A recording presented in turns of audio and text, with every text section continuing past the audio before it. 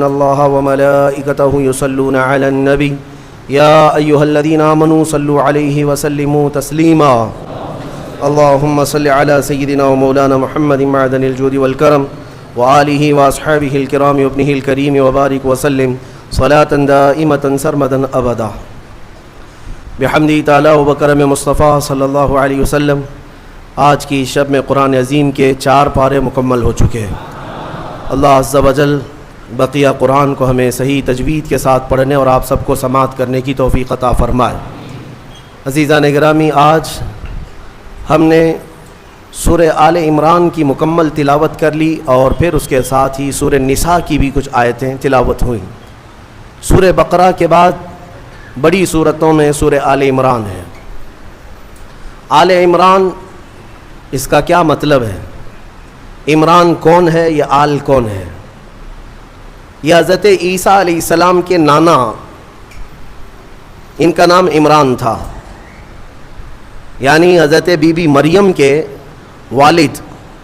حضرت عیسیٰ علیہ السلام کی ماں ہے سیدہ بی بی مریم. حضرت مریم کے والد تھے عمران.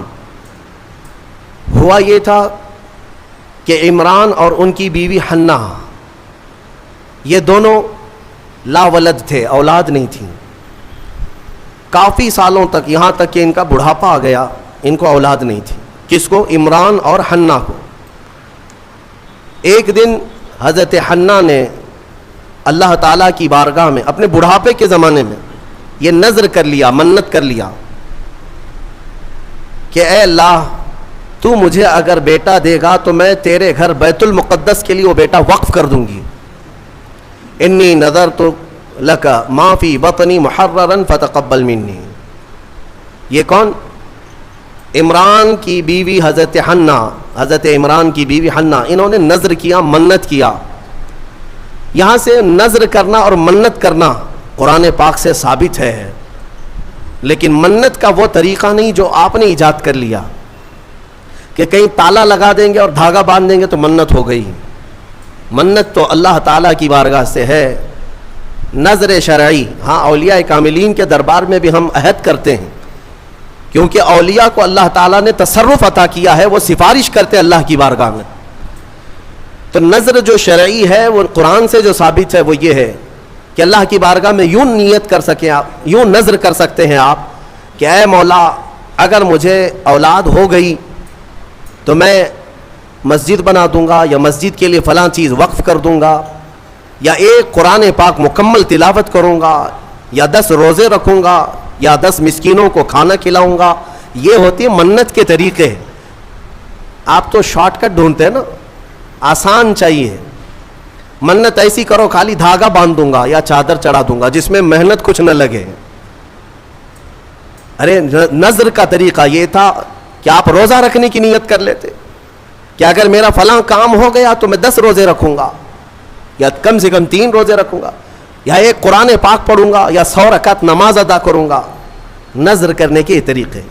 حضرت حنہ نے جو نذر کیا، منت کیا، وہ کیا کہ اے اللہ، اگر تو مجھے بیٹا دے گا تو میں وہ بیٹا بیت المقدس کے لیے وقف کر دوں گی.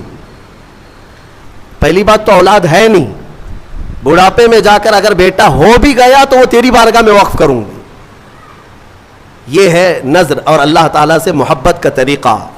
اور قرآن کہتا ہے کہ حضرت حنہ حاملہ ہو گئی، بچے کے آثار نظر آئے بڑھاپے کی عمر میں.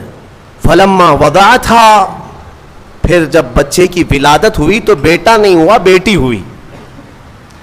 انہوں نے نذر کیا کیا تھا؟ بیٹا ہوگا تو بیت المقدس میں وقف کروں گی، لیکن کیا ہوئی؟ بیٹی ہوئی. قالت رب انی وضعتها انثى، کہنے لگی اے اللہ، میں تو بیٹی کو جنم دے دی، میں نے تو بیٹی جن دیا. واللہ اعلم بما وضعت، اور اللہ فرماتا اللہ سب سے بہتر جانتا ہے کہ اس نے کیا جنم دیا، بیٹا ہے یا بیٹی. لیکن اب یہاں بیٹا بیٹی کا فلسفہ بھی ختم کرتے ہیں. تمہیں اولاد میں کیا چاہیے، کیا نہیں چاہیے. قرآن کہتا وَلَيْسَ الذَّكَرُ كَالْأُنثَىٰ، اللہ نے یہ فرمایا ہاں بیٹا بیٹی کی طرح نہیں ہو سکتا. یہ نہیں کہا کہ بیٹی بیٹے کی طرح نہیں ہوتی. قرآن کہتا بیٹا بیٹی کی طرح نہیں ہو سکتا. بیٹی پیدا ہونے پر جو ناک بھون سکیڑتے ہیں بعض کے تو گھروں میں طلاق کی نوبت آ جاتی ہے. ظالم ہیں وہ لوگ. ان کو بیویوں سے یا عورتوں سے شادی نہیں کرنی چاہیے, کسی روبوٹ سے یا مشین سے کرنی چاہیے. کیا یہ بیٹا اور بیٹی پیدا کرنا تمہارے ہاتھ میں, شوہر کے ہاتھ میں یا بیوی کے ہاتھ میں؟ یا اللہ تبارک و تعالی قادر مطلق کے فیصلے ہیں, وہ جسے جو چاہے عطا کرے. رب تبارک و تعالی کسی کو بیٹا دیا, کسی کو بیٹی دیا. اور یہ جہالت کے رسم کو ختم کریں اپنے گھروں سے. بیٹی ہو گئی تو کیا ہوا, ارے اس کی نسل کیسے چلے گی؟ یہ جہالت سب سے زیادہ عورتوں میں پائی جاتی ہے. عورتوں میں تانے مارنا ان عورتوں کو جن کے ہاں بیٹیاں ہوتی ہیں کہ ایک ہوئی, اچھا 2 ہوئی بیٹیاں, 3 ہوئی, 4 ہوئی بیٹیاں. ظالمو تمہیں کیا پتا, میرے رسول کو بھی 4 بیٹیاں ہی ہیں. رسول کریم صلی اللہ تعالی علیہ وسلم کو اللہ نے 4 بیٹیاں دیا, بیٹے بھی دیا, لیکن بیٹے کوئی حیات نہیں رہے. اور جو نسل میرے مصطفیٰ کی چلی وہ بیٹی سے ہی چلی. آج بھی پوری دنیا میں سادات جو ہیں وہ کس کی اولاد میں سے ہیں؟ وہ سیدہ کائنات فاطمۃ الزہرا کی اولاد میں سے. بیٹی کے لیے عیب نہ سمجھو میرے عزیزو. حضور اکرم صلی اللہ تعالی علیہ وسلم اپنے صحابہ کے ساتھ کسی طرف جا رہے تھے, رات کا وقت تھا. رات کے وقت میں ایک گھر کے اوپر آسمان سے روشنی پڑ رہی ہے. صحابہ دیکھتے کھڑے رہ گئے. کوئی خاص روشنی ہے جو اسی گھر پر پڑ رہی تھی, جس کو کہتے ہیں کہ نور کا حالہ ہے. صحابہ رک گئے اور پوچھا, یا رسول اللہ صلی اللہ علیہ وسلم, سارے محلے میں یہ ایک ہی گھر پر آسمان سے ایک عجیب روشنی پڑ رہی ہے, کیا ہے, کس وجہ سے؟ نبی پاک صلی اللہ تعالی علیہ وسلم نے فرمایا, جاؤ اس گھر سے معلوم کرو, اس گھر میں 2 چیزوں میں سے ایک ہوگی, یا تو وہ لوگ کسی یتیم بچے کی پرورش کر رہے ہوں گے, یا آج ہی ان کے گھر میں بیٹی کی پیدائش ہوئی ہوگی. صحابہ کہتے ہیں ہم گھر گئے, وہی روشنی والے گھر, جا کر کے پوچھا آج تمہارے گھر میں کوئی نئی خبر ہے؟ تو گھر والوں نے کہا اللہ نے آج ہمیں بیٹی عطا کیا. میرے عزیزو, ہمارے ہاں پہلے پرانے لوگ کہا کرتے تھے پہلی بیٹی گھی کی روٹی ہے اور برکت والی ہوتی ہے. جو لوگ جہالت کی رسموں کو اپنے ہاں پنپنے دیتے ہیں, میں سمجھتا ہوں کہ وہ مسلمان معاشرہ نہیں ہے, یہ غیروں سے لیا ہوا معاشرہ ہے. یہ عرب کی جاہلیت ہے جو بیٹی پیدا ہونے پر زندہ دفن کرتے تھے. میرے مصطفیٰ کریم صلی اللہ علیہ وسلم کی حدیث ہے کہ اللہ نے جس کو 2 بیٹیاں دی, آپ نے برسر اعلان یہ فرمایا, اللہ نے جس کو 2 بیٹیاں دی اور اس نے پرورش کر کے اچھی اور اس کا نکاح کر دیا, حضور فرماتے میری شفاعت اس پر واجب ہے, میں اسے جنت میں لے جانے کی ضمانت دیتا ہوں. ایک صحابی آئے, کہا یا رسول اللہ ایک ہی بیٹی ہے میرے پاس, آپ نے 2 بیٹیاں جس کی ہے اس کے لیے فضیلت بیان کی, میرے پاس تو ایک ہی بیٹی ہے. حضور اکرم صلی اللہ علیہ وسلم نے فرمایا جا ایک بیٹی کی بھی پرورش کرے, اس کے لیے بھی جنت ہے. تو یہ ہمارے مذہب میں, ہماری شریعت میں بیٹا بیٹی کا یہ فلسفہ نہیں. اللہ تبارک و تعالیٰ کی طرف سے جو ملا وہ انعام ہے. تو اب میں بات جو عرض کر رہا ہوں, آل عمران میں جو مسئلہ آیا ہے وہ حضرت حنا کو کیا ہو گئی, بیٹی پیدا ہو گئی. وہ بیٹی کون؟ وہ حضرت مریم. عمران اور حنا ان کو اولاد نہیں تھی, نظر کیا بیٹا ہوگا تو وقف کریں گے بیت المقدس میں, لیکن بچے کی ولادت میں دیکھا کیا پیدا ہوئی, بیٹی پیدا ہوئی. بیٹی کا نام انہوں نے رکھا مریم, اور پھر اللہ تعالیٰ کی بارگاہ میں اس کے لیے دعائیں بھی کی کہ اے اللہ اس کو شیطان رجیم سے ہمیشہ محفوظ رکھ.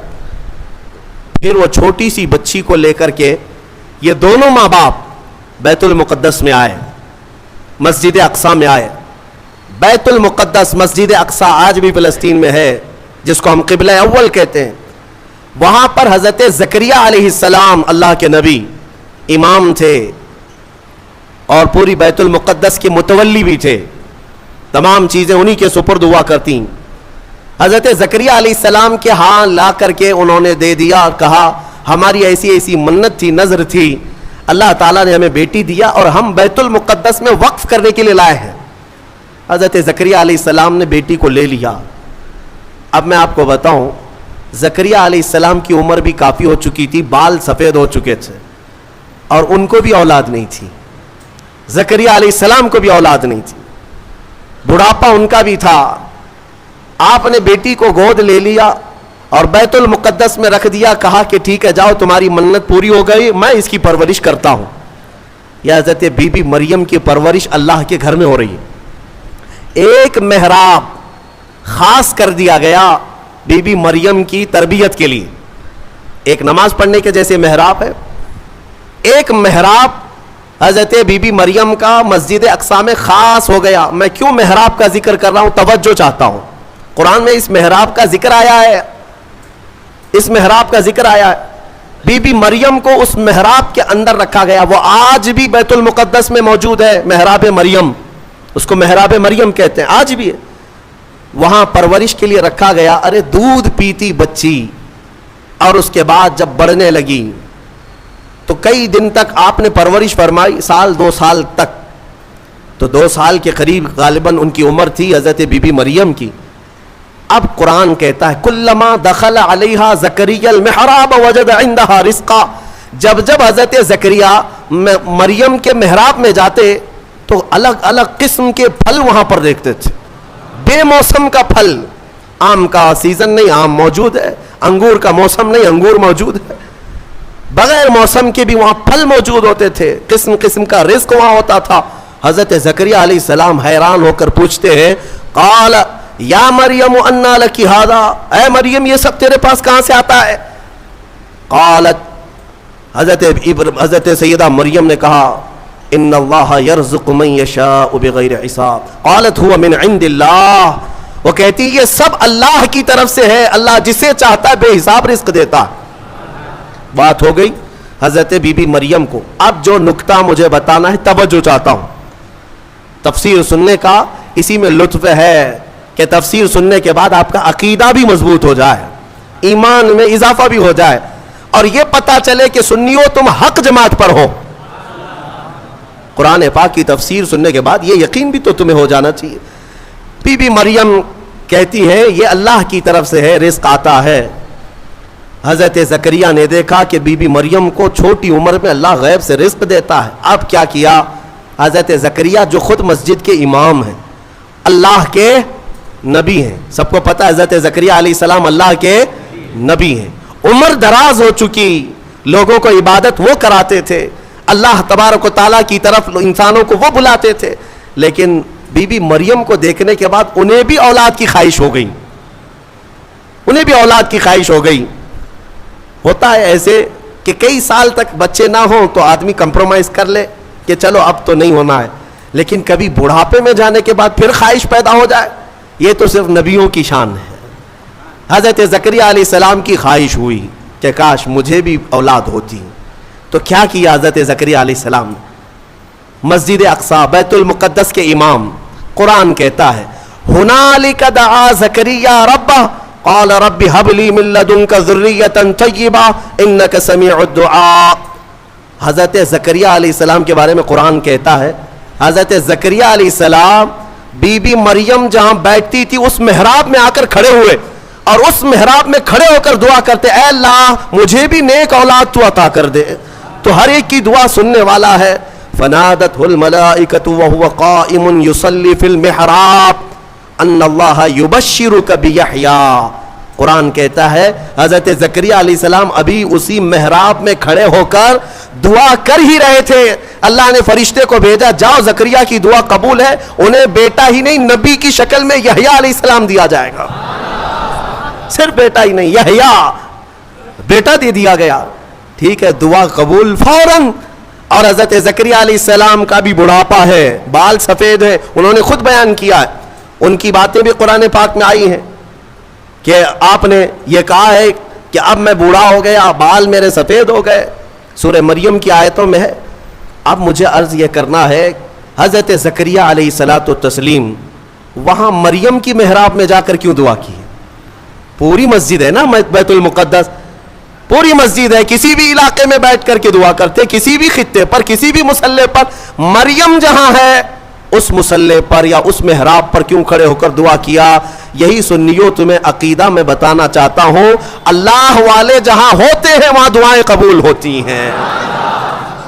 اجمیر میں جا کر دعا کرنے کے لیے اعلیٰ حضرت فاضل بریلوی رضی اللہ تعالیٰ عنہ نے فتاوی رضویہ شریف میں لکھا ہے، ہندوستان میں اگر کچھ علاقے ہیں جہاں پر دعائیں تیز قبول ہوتی ہیں تو ان میں ایک جگہ ہے خواجہ اجمیری غریب نواز کا دربار۔ اعلیٰ حضرت نے لکھا ہے۔ میرے عزیزوں، کیوں؟ یہ قرآن سے ثابت ہے۔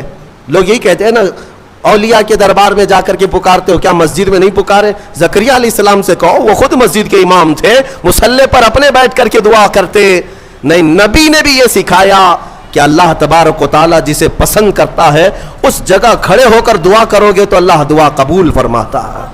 ہاں، اللہ تبارک و تعالیٰ کو یہ پسند ہے بے ان کے واسطے خدا کچھ عطا کرے۔ اب یہاں سے بریلی کے امام کہتے ہیں جو حضور پاک صلی اللہ تعالیٰ علیہ وسلم کے وسیلے کے منکر ہیں، ان سے بھی کہتا ہوں بے ان کے واسطے خدا کچھ عطا کرے، ہاشا، غلط، یہ ہوس بے بصر کی ہے۔ ہاں، تم خام خیالی میں ہو حضور کو چھوڑ کر کے تمہیں کچھ مل جائے۔ قرآن نے بھی تمہیں یہی کہا ہے، محبوبوں کے دربار میں کھڑے ہو کر دعا کرو گے تو اللہ وہ دعائیں قبول فرماتا ہے۔ میرے عزیزو، یہاں پر ایک اور بات میں عرض کرتا ہوں، ابھی یہ تفسیر آئی نہیں ہے لیکن وقت سے پہلے میں موضوع سے متعلق ہے اس لیے عرض کرتا ہوں۔ موضوع سے متعلق ہے اس لیے کہ حضرت موسیٰ علیہ الصلاۃ والتسلیم کا وہ واقعہ یاد کریں جب فرعون کا لشکر پیچھا کرنے لگا موسیٰ علیہ السلام کی جماعت کا۔ آپ مومنین کی جماعت کو لے کر چل پڑے، سامنے سمندر، پیچھے 1,00,000 کے قریب فرعون کا لشکر۔ کدھر جائیں؟ ادھر سمندر ہے، ادھر دشمنوں کا لشکر ہے۔ حضرت موسیٰ علیہ السلام کے ساتھ جو مومنین تھے ان کی آزمائش بھی تھی۔ ایسا موقع آ جائے، ایک طرف سمندر ہے، ایک طرف دشمن کی فوج، لیکن اللہ تعالیٰ جسے جہاں سے چاہے بچائے۔ رب تعالیٰ کا حکم ہوا کہ اے موسیٰ اس سمندر پر اپنا عصا مارو۔ آپ نے عصا لکڑی ماری تو 12 راستے خشک پیدا ہوئے۔ موسیٰ علیہ السلام کا جو قبیلہ تھا، یعنی آپ کی جو جماعت تھی مومنین کی، وہ 12 خاندانوں میں تھی، تو سب کے لیے ایک ایک راستہ سمندر میں بن گیا۔ سب اس راستے سے چلنے لگے، سمندر کے دوسرے کنارے وہ پہنچ گئے۔ فرعون نے دیکھا راستہ کھلا ہوا ہے، ہم بھی چلتے ہیں۔ فرعون موسیٰ علیہ السلام کے یہ کھلے ہوئے راستوں کے درمیان آ گیا۔ بیچ سمندر میں فرعون کی فوج پہنچی تھی، سمندر کو واپس ملا دیا گیا۔ فغشیہم من الیم ما غشیہم، قرآن کہتا ہم نے ڈھانک دیا سمندر کو جیسے ڈھانکنا ہے، تو غرق ہو گئے ہمیشہ کے لیے۔ فرعون ختم ہو گیا، برباد ہوا۔ موسیٰ علیہ السلام اپنے ایمان والوں کو لے کر دوسرے کنارے پر آئے۔ جو بات عرض کرنا ہے اس کے لیے مجھے تھوڑی تفصیل بتانی پڑ رہی ہے، پورا ذہن میں آ جائے آپ کے۔ دوسرے کنارے آئے، موسیٰ علیہ السلام نے شکرانہ ادا کیا، یہ عاشورہ کا دن تھا۔ پھر آپ کوہ طور پر چلے گئے موسیٰ علیہ السلام، جب آپ پر تورات نازل ہو رہی تھی۔ حضرت موسیٰ علیہ السلام 40 دن کے لیے گئے تو ہوا کیا، ان کی قوم میں سامری نام کا ایک شخص تھا جو موسیٰ علیہ السلام کے خاندان کا تھا۔ اس نے کیا کیا، سارے لوگوں کے پاس جو جو سونا چاندی تھا سب اکٹھا کیا، اس کو پگھلایا، میلٹ کیا، اور اس سے ایک بچڑا بنایا، گائے کا بچڑا بنایا، اور اس کے بعد اس کی کلا کیا تھی یہی بتانا مجھے ہے۔ اس بچڑے کو بولنے کے قابل بنا دیا۔ میاں سونا اور چاندی کا وہ بچڑا بولتا تھا۔ اندازہ کرو، یہ سیل اور بیٹری کا زمانہ نہیں ہے کہ آج کے کھلونے جیسے بولتے ہیں، آپ کو تعجب نہیں ہوگا، لیکن وہ 3000 سال پہلے اگر بچڑا بولتا ہو بغیر سیل کے، بغیر بیٹری کے، اور کوئی نہ ٹیپ ریکارڈ، اس کے اندر کوئی چیز نہیں، لیکن بولتا تھا، تو قوم گمراہ ہو گئی۔ اور سامری سب کو کیا کہتا تھا کہ موسیٰ کا جو خدا ہے نا جسے وہ ملنے گئے، وہ خدا یہی ہے، یہی بچڑا ہے۔ یہ بچڑے کی پوجا وہیں سے شروع ہوئی تھی، اور جو گمراہ ہوئے وہ عبادت میں لگ گئے، اور ایسی عبادت، اسی کے پاس اعتکاف، اسی سے نظر، منتیں، سب بچڑے کے پیچھے لگ گئے کہ تو ہی ہمارا سب کچھ ہے، ہمارا فلاں کر دے، ہمارا فلاں کر دے۔ بچڑا بولتا بھی تھا۔ یہ تعجب کی بات ہے نا، حیرت کی بات ہے۔ میرے عزیزوں، اس سے بڑے حیرت کی چیزیں بھی آ جائیں، تمہارا ایمان مضبوط ہونا چاہیے۔ آج کے زمانے میں کہتا ہوں، اگر کوئی جھاڑ، اگر کوئی درخت بولنے بھی لگ جائے اور تمہیں اپنی طرف بلائے کہ میرے اندر خدا چھپا ہے، آ جاؤ، اے ایمان والو تمہارا ایمان مضبوط ہونا چاہیے اور ہرگز ہرگز اس طرح کی حرکتوں پر یقین نہ کرو، بلکہ یہی تسلیم کرو پوری دنیا بھی عجوبے دکھائے میں یہ تسلیم نہیں کر سکتا، میرا خدا تو اللہ ہی ہے، اللہ الصمد، وہ بے نیاز ہے، وہ ہماری آنکھوں میں نظر نہ آئے گا۔ ہم دنیا میں اس طرح بہت سارے لوگ ابھی گمراہ کرنے والے لوگ آئے ہیں، سامری کی طرح ابھی بھی بہت سارے ہیں، سوشل میڈیا میں بھی بہت سارے سامری گھسے ہوئے ہیں جو سنیوں کے عقیدے کو کیپچر کر رہے ہیں کہ خدا ہمارے پیر صاحب کے اندر آیا ہے۔ کبھی کوئی پیر صاحب مرید کرنے سے پہلے یہ بتا دیتے ہیں میں تمہیں خدا دکھا کر مرید کروں گا، اور کہاں دکھاتے ہیں؟ ارے بکرے کے بھیجے میں دکھاتے ہیں۔ ہاں یہ سنا ہے آپ نے؟ ایک صاحب ہمارے پاس آئے، انہوں نے کہا تھا ہمارے پیر صاحب اس وقت تک مرید نہیں کرتے جب تک خدا کو نہیں دکھاتے۔ ہم نے کہا کہاں دکھاتے؟ کہا بکرے کے بھیجے میں دکھاتے۔ کیوں؟ پیر صاحب کا فیوریٹ ہے یہ بھیجا، بھیجے میں ہی، یہ مجھے فلسفہ نہیں سمجھ میں آیا، بھیجے میں کیوں دکھایا جاتا ہے؟ نعوذ باللہ من ذالک، نعوذ باللہ۔ رسول کریم صلی اللہ تعالی علیہ وسلم کے علاوہ دنیا میں کسی نے یہ دعویٰ نہیں کیا کہ میں نے اپنی کھلی آنکھوں سے اللہ کو دیکھا ہے، کسی نے یہ دعویٰ نہیں کیا۔ عالم خواب میں، عالم وجد میں اگر اللہ نے اپنی تجلیات کسی ولی کو دکھایا تو اس کا ہم انکار نہیں کرتے، لیکن یہ جو حرکتیں ہیں یہ گمراہی ہے میرے عزیز، یہ گمراہی ہے۔ تو سامری نے یہ کام کیا۔ بات طویل ہو جا رہی ہے، جو بات کہنی تھی مجھے وہ بہت قریب میں لے آتا ہوں۔ سب پوجا پاٹ میں لگ گئے، عبادت میں لگ گئے، اللہ کی عبادت سے دور بچڑے کی عبادت میں لگ گئے۔ موسیٰ علیہ السلام جب واپس آئے تو دیکھا ان کی قوم گمراہ ہو چکی ہے۔ 40 دن کا جو گیپ تھا نا، یہ قوم کو گمراہ کر گیا۔ اسی لیے بزرگوں نے فرمایا کہ جو عالم دین ہے یا مبلغ اسلام ہے وہ اپنی قوم سے زیادہ دور نہ رہا کرے، قوم کے اندر ہمیشہ نصیحت کرنے والا ہونا چاہیے ورنہ گمراہ ہو جائے گی۔ موسیٰ علیہ السلام کی قوم جب گمراہ ہوئی تو موسیٰ علیہ السلام جلال میں آئے اور حکم تو ان کے لیے بہت سخت نازل ہوا جو بچڑے کی پوجا میں لگے۔ سامری کو پکڑا موسیٰ علیہ السلام، کہا یہ بتا تو نے یہ کیا کیسے؟ بات جو کہنی ہے وہ یہی ہے۔ کہا تو نے یہ کیسے کیا؟ سب کا سونا چاندی میلٹ کیا، بنایا بچڑا ٹھیک ہے، لیکن یہ بولنے کے قابل کیسے کیا؟ اب سامری کا جواب سنیں۔ سامری کہتا ہے قال بصرت بما لم يبصروا به فقبضت قبضة من اثر الرسول فنبذتها وكذلك سولت لي نفسي۔ کہتا ہے جب آپ سمندر کے راستے میں چل رہے تھے نا، موسیٰ علیہ السلام چل رہے تھے، سامری کہتا ہے میں نے ایک چیز دیکھی جو لوگوں نے نہیں دیکھا، میں نے دیکھا دوسرے لوگوں نے نہیں دیکھا۔ کہا کیا دیکھا تو نے؟ کہا آپ کے گھوڑے کی نکیل پکڑ کر سامنے ایک فرشتہ چل رہا تھا۔ حضرت موسیٰ علیہ السلام نے کہا ہاں وہ جبرائیل علیہ السلام تھے، جبرائیل علیہ السلام آئے تھے جب راستہ عبور کر رہے تھے۔ تو سامری کہتا ہے میں دیکھ رہا تھا آپ کے آگے آگے ایک فرشتہ چل رہا تھا۔ تو موسیٰ علیہ السلام نے کہا تو پھر کیا کیا؟ وہ کہتا ہے وہ فرشتہ جیسے جیسے چلتا جا رہا تھا میں اس کے پیروں کے نیچے کی مٹی اٹھا رہا تھا، جبرائیل علیہ السلام کے پیروں کے نیچے کی مٹی اٹھاتا رہا اور وہ میں نے جمع کر لیا جتنی مٹی مجھے ملی، اور جب کنارے پر آئے اور آپ گئے تھے کوہ طور، میں نے اس بچڑے کو بنا کر کے اس کے منہ کے اندر یہ مٹی ڈال دی تو وہ بولنے کے قابل ہوا۔ وَكَذَلِكَ سَوَّلَتْ لِي نَفْسِي، وہ کہتا ہے ایسے میرے یہ کام بن گیا، اس مٹی کا ہی اثر ہے۔ اللہ اللہ، اے سنیوں میں یہی کہنا چاہتا ہوں، جبرائیل علیہ السلام کے پیروں کے نیچے کی مٹی اگر بے زبان بچڑے کو بولنے کے قابل بنائے تو جو جبرائیل اپنا ماتھا رسول اقدس کے تلووں پر مس کرے، اس رسول پاک کے قدموں کے دھول کا حال کیا ہوگا؟ کھائی قرآن خاک گزر کی قسم، اس کفے پاک کی حرمت پہ لاکھوں سلام۔ اسی لیے ہمارے امام نے تمنا بھی کیا نا بارگاہ مصطفیٰ میں، تو کیا کہا؟ دل کرو ٹھنڈا میرا وہ کفے پا چاند سا۔ کفے پا کس کو کہتے ہیں؟ کفے پا، پا پیر کو کہتے ہیں فارسی میں، کف کہتے ہیں نیچے کا حصہ، پیر کا جو تلوا ہے، پیر کا جو تلوا ہے اسے کیا کہتے ہیں؟ کفے پا، پیر کے تلوے کو کفے پا۔ اعلیٰ حضرت تمنا یہ کرتے ہیں دل کرو ٹھنڈا میرا وہ کفے پا چاند سا، سینے پہ رکھ دو ذرا تم پہ کروڑوں در۔ میرے عزیزو، قرآن سے تو ثابت ہے نسبت کا بڑا اثر ہے۔ اگر نسبت کا کوئی اثر نہ ہوتا تو قرآن کی یہ آیتیں نہیں آتی. اسی طرح سے بہت ساری آیتیں ہیں، پھر کسی اور موقع پر عرض کروں گا. یہ آل عمران کا یہ خلاصہ تھا. حضرت بی بی مریم کو بیت المقدس میں پرورش کرایا گیا، پھر اس کے بعد عیسیٰ علیہ السلام کی پیدائش تک جو حالات ہیں آپ کے، وہ پھر انشاءاللہ سورہ مریم میں عرض کروں گا. یہ آل عمران کس کو کہتے ہیں؟ سنو، آل جو ہے، آل عربی میں خاندان کو کہتے ہیں. بڑا خاندان ہو تو اس کو آل کہتے ہیں.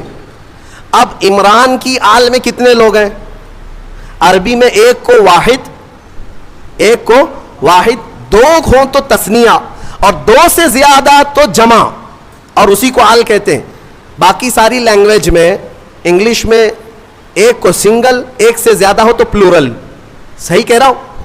اردو میں بھی ایک ہو تو واحد، ایک سے زیادہ ہو تو جمع. لیکن عربی کا گرامر الگ ہے. عربی میں ایک ہو تو اسے واحد، دو ہو تو اس کے لیے ایک لفظ ہے تثنیہ. دو کو جمع نہیں کہتے عربی میں، دو کو جمع نہیں کہتے. دو سے زیادہ ہو تو عربی میں اس کو جمع کہتے ہیں. اور آل کے لیے جمع ہونا ضروری ہے، دو سے زیادہ ہونا چاہیے، تب اس کو کیا کہتے ہیں؟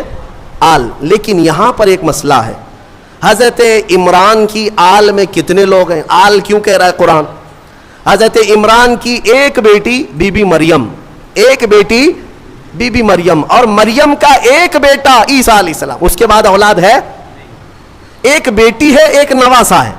لیکن قرآن ان کو کیا کہہ رہا ہے؟ آل عمران. بات سمجھ میں آ رہی ہے؟ آل عمران.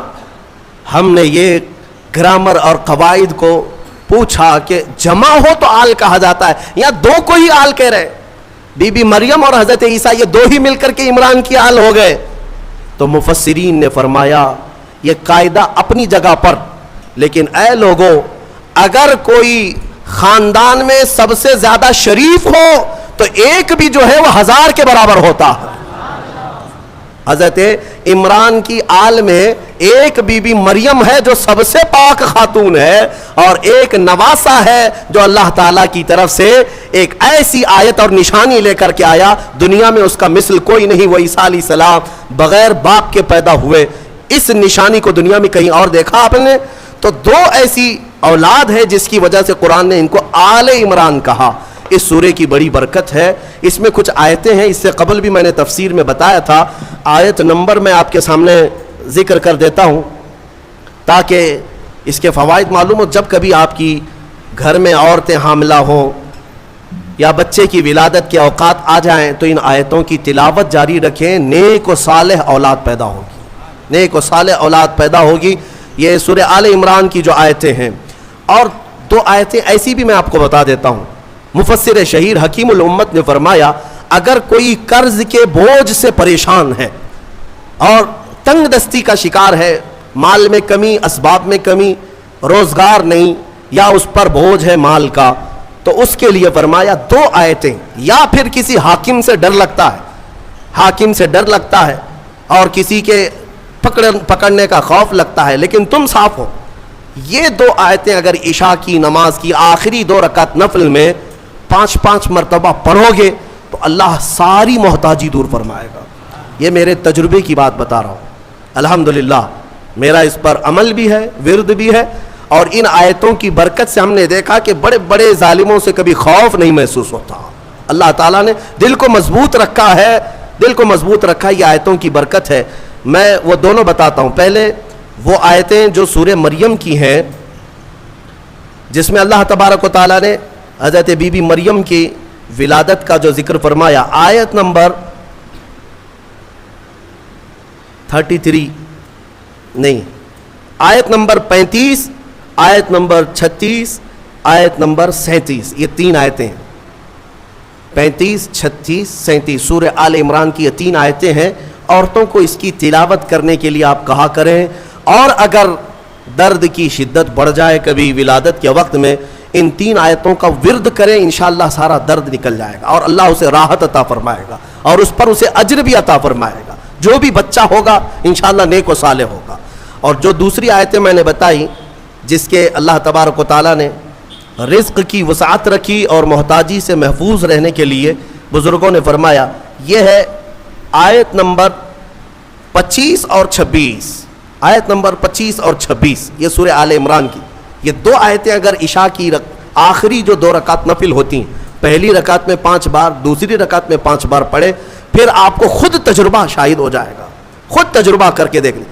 آیتوں کا اگر میں ورد کروں تو بھی آپ کو پتہ چل جائے گا کہ ان آیتوں میں کیا ہے۔ قل اللہم مالک الملک تؤتی الملک من تشاء وتنزع الملک ممن تشاء وتعز من تشاء وتذل من تشاء بیدک الخیر انک علی کل شیء قدیر۔ یہ آیتیں ہیں جس میں اللہ تعالیٰ نے یہی فرمایا کہ اللہ جسے چاہے ملک عطا کرے اور جس سے چاہے ملک کو چھین لے، اور جس سے چاہے عزت عطا کرے، جسے چاہے ذلت دے۔ ساری خیر اللہ تیرے دست قدرت میں ہے، تو ہر شے پر، ممکن شے پر قادر ہے۔ تو یہ آیتوں کا ورد میں یہاں آپ کو یہ کہہ رہا ہوں۔ آج کی تفسیر کے لیے اتنا ہی ہے۔ ایک آیت کریمہ میں تلاوت کر کے اپنی تفسیر کو ختم کرتا ہوں۔ بات جی اجازت کے ساتھ میں یہ دے رہا ہوں جو مجھے میرے بزرگوں نے اجازت دیا ہے، اجازت کے ساتھ میں کہہ رہا ہوں تاکہ امت کو اس میں نفع ہو۔ ایک آیت اللہ تعالیٰ نے فرمایا وَإِذْ أَخَذَ اللَّهُ مِيثَاقَ النَّبِيِّينَ لَمَا آتَيْتُكُم مِّن كِتَابٍ وَحِكْمَةٍ ثُمَّ جَاءَكُمْ رَسُولٌ مُصَدِّقٌ لِّمَا مَعَكُمْ لَتُؤْمِنُنَّ بِهِ وَلَتَنصُرُنَّهُ۔ ایک واقعہ یہ بھی آیا ہے، اللہ نے سارے نبیوں کی روحوں کو پیدا کرنے سے پہلے جمع کیا، ایک اجتماع ہوا تھا سب کے پیدا ہونے سے پہلے، سارے جو نبی ہو کر دنیا میں آنے والے تھے ان سب کو جمع کیا۔ اللہ نے ان سب سے ایک وعدہ لیا۔ کیا وعدہ ہے؟ اس وعدے کا ذکر قرآن میں آیا۔ اللہ تعالیٰ فرماتا ہے تم سب کے سب اس بات کا وعدہ کرو کہ دنیا میں جاؤ گے، اگر تمہارے زمانے میں میرا محبوب رسول آ گیا تو تم سب کے سب اس پر ایمان لاؤ گے۔ وعدہ کس سے لیا جا رہا ہے؟ نبیوں سے۔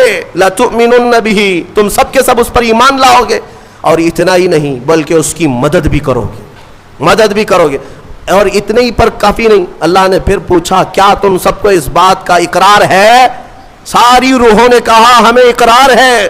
اللہ فرماتا ہے ٹھیک ہے، میں تمہارے ساتھ گواہ بن جاتا ہوں، میں انا معکم من الشاہدین، میں گواہ ہوں تمہارے ساتھ کہ رسول میرا آئے گا تو تم سب کے سب اس پر ایمان لاؤ گے۔ مجھے بتاؤ اے سنیوں، پھر میلاد مصطفیٰ کہتے کسے ہیں؟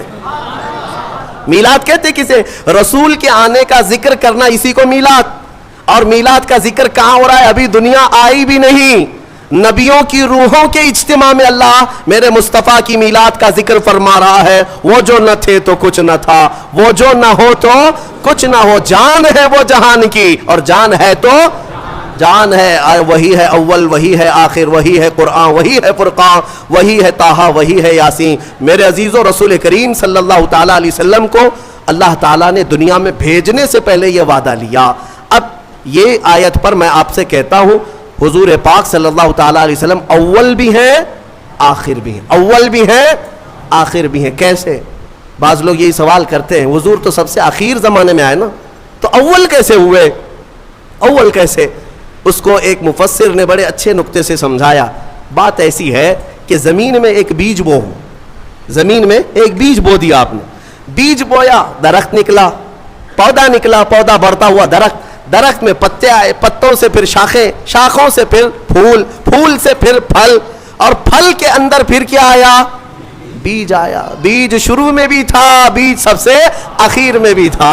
اسی لیے کہا گیا آدم کی خمیر میں بھی، آدم علیہ السلام کی خمیر میں بھی جو پیشانی میں نور رکھا گیا تھا وہ کسی اور کا نہیں، وہ میرے محمد کا نور تھا صلی اللہ تعالیٰ علیہ وسلم۔ اعلیٰ حضرت فاضل بریلوی رضی اللہ تعالیٰ عنہ نے اسی لیے ہمیں یہ عقیدہ دیا ہے، وہی ہے اول، وہی ہے آخر، وہی ہے ظاہر، وہی ہے باطن، اسی کے جلوے اسی سے ملنے، اسی سے اس کی طرف گئے تھے۔ معراج کی شب میں کیا ہوا تھا؟ معراج کی شب میں حضور گئے تھے نا، اس کو اعلیٰ حضرت کیسے کہہ رہے ہیں؟ اسی کے جلوے اسی سے ملنے، اسی سے اس کی طرف گئے تھے۔ وہی ہے اول، وہی ہے آخر، وہی ہے ظاہر، وہی ہے باطن۔ مولا کریم ہمیں ہمیشہ میرے مصطفیٰ کریم کے عاشقوں کی جماعت میں رکھے، اور ذکر مصطفیٰ کریم صلی اللہ تعالیٰ علیہ وسلم آخری سانس تک مولا ہماری زبانوں پر جاری و ساری رکھے۔ دنیا میں چاہے کوئی بھی بیان ہو، ہم کو اللہ تعالیٰ اتنی توفیق عطا کرے کہ دم میں جب تک دم ہے ذکر ان کا سناتے جائیں گے۔ وآخر دعوانا الحمدللہ رب العالمین۔